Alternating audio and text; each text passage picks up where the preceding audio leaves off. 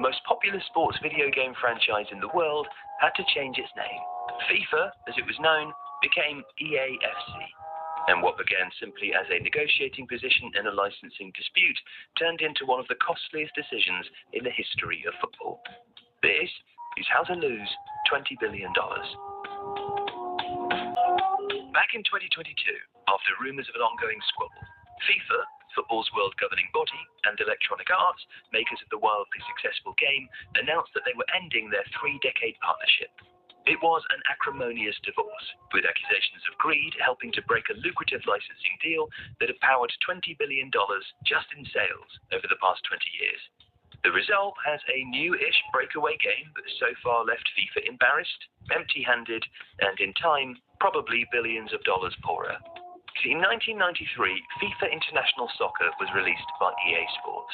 After a troubled production and pessimistic expectations around sales, the game was released and was a smash hit, selling 500,000 copies a month and topping the US and UK sales chart.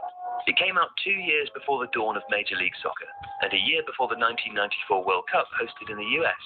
Both have been credited with reigniting America's love of soccer, but it was FIFA International Soccer that many believed laid the groundwork.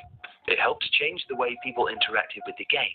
It attracted casuals, obsessives, and players alike. Yet its ubiquitous success was not a foregone conclusion.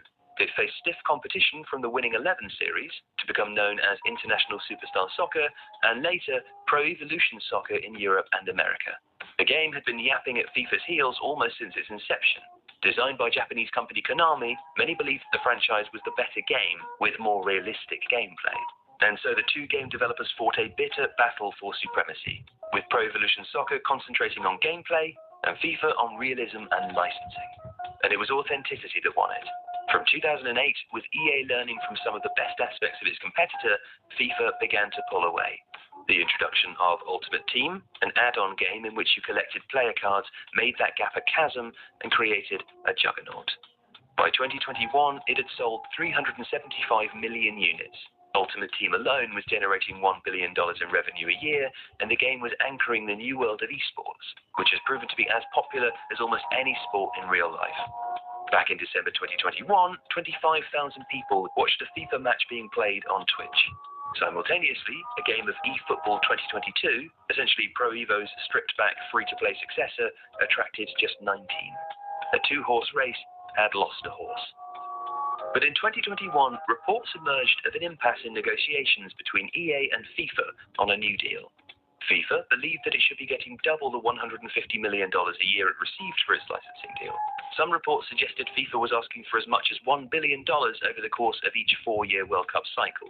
EA disagreed. Famously, EA Sports CEO Andrew Wilson described FIFA's contribution to the eponymous game as being just 4 letters on a box during a World Cup year. Wilson also told employees during an internal meeting that the licensing agreement was an impediment to the series' growth, saying that we need a level of freedom to be truly creative, innovative, and experiment in the marketplace. Because of the nature of the approval timetables and the various things around our FIFA license, that's actually been really hard, and we're moving much slower than we want.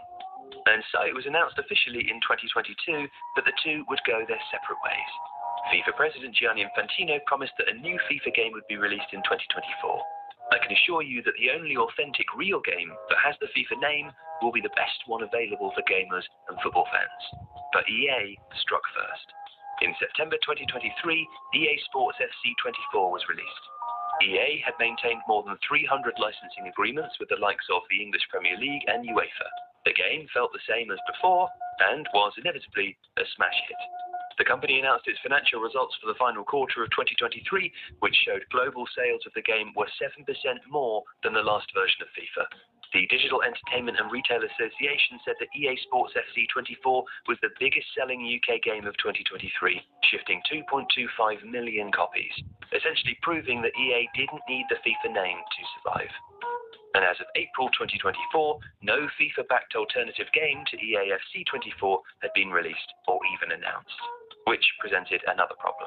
The FIFA E-World Cup in 2023 was the last to use an EA-developed FIFA game. No details have been given about what a 2024 tournament would use, or if one would even be hosted. Never want to miss an opportunity, Saudi Arabia announced that it would host a brand new E-World Cup in July 2024, which would feature EA Sports FC 24. But there was a glimmer of hope for FIFA.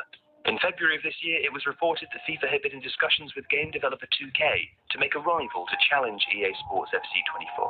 2K has some form in this area, wrestling franchise agreements with the NBA from EA in the past. If the reports are true, then a new rivalry that could match the FIFA PES battle of the last decade might even be on the cards.